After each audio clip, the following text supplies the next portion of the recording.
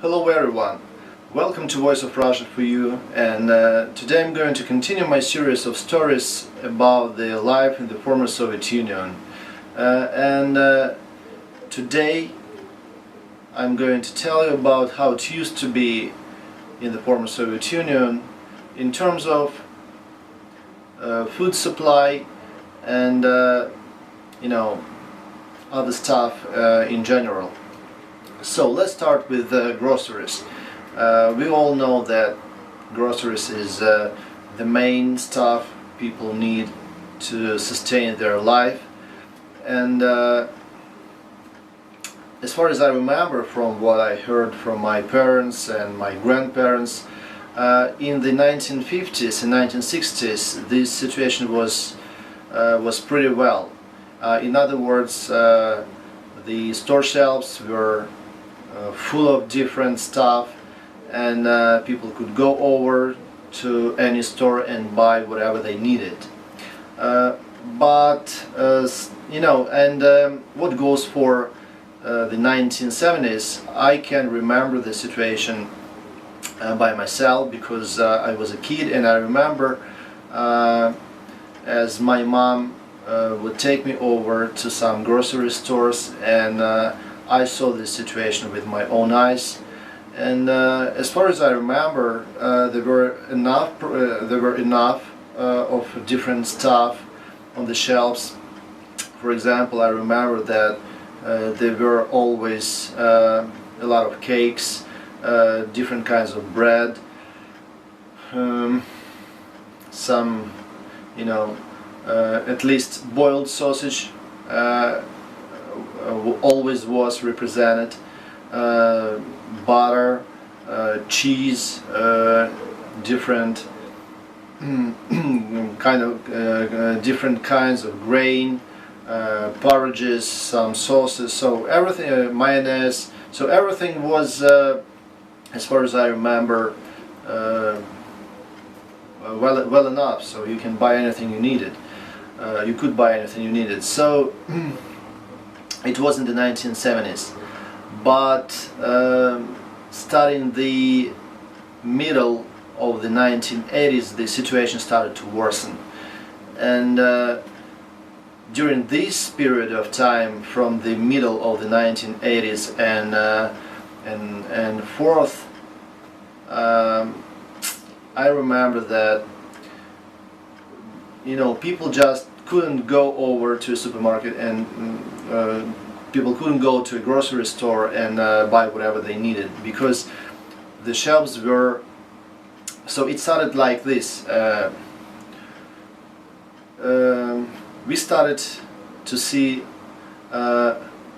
less and less stuff on the store shelves, and eventually it came to the point when you could come over to a grocery store and see nothing at all. You could see nothing on the shelves, and you had to wait, and very long lines were formed by people who waited for a certain stuff was wrapped and thrown onto the counter. And for example, these long lines, we were waiting for such stuff like butter, cheese, or boiled sausage. I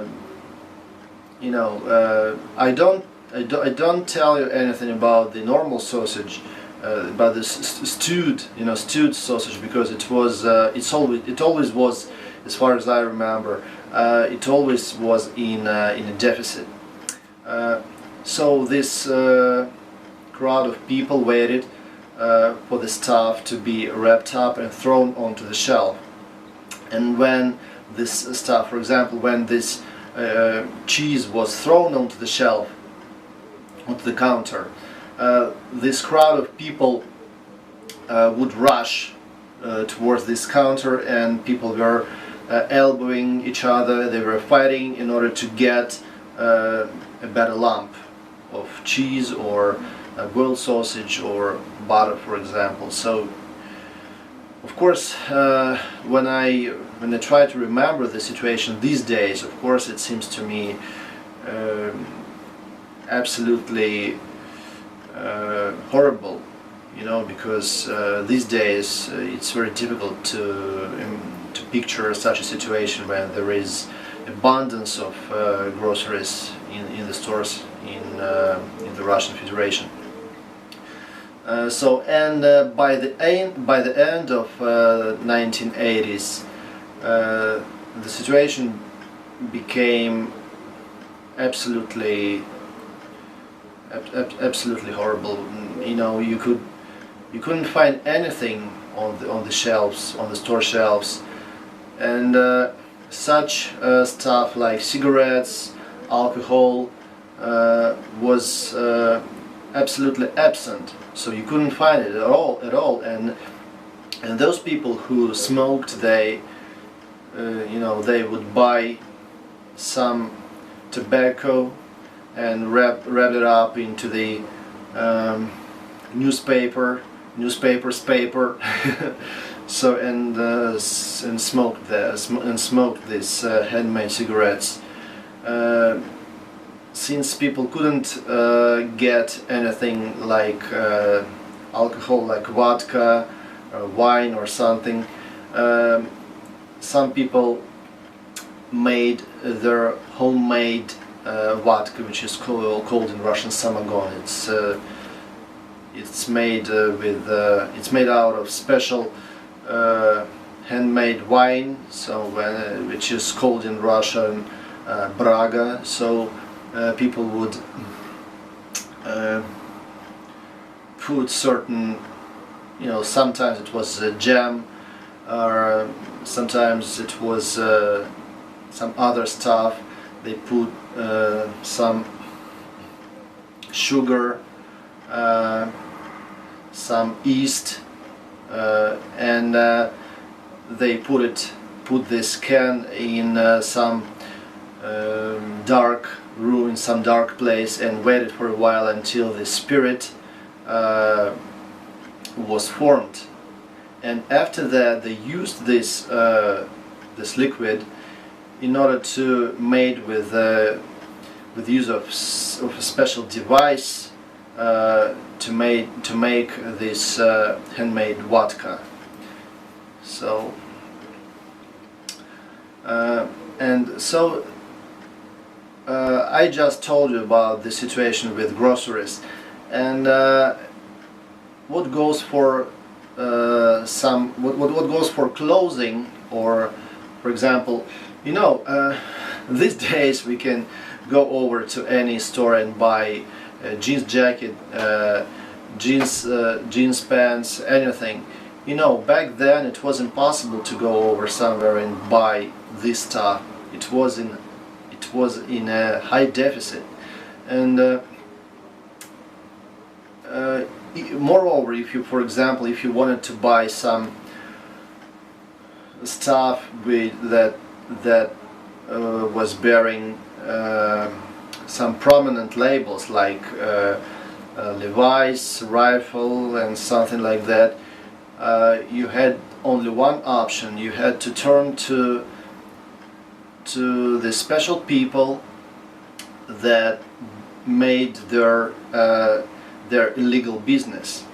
They had some access to, as I understand it, to some foreigners who brought this stuff from overseas, or they had some access to the special stores that were called Berezka. These stores were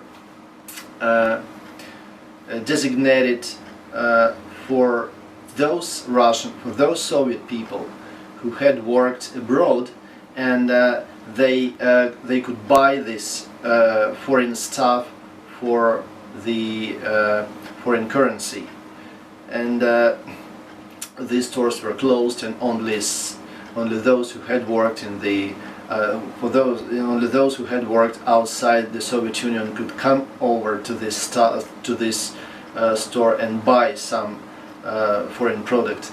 So these people who would buy this stuff and resell it, so they had some access, so they would buy this stuff, and after that they resell it at a higher price.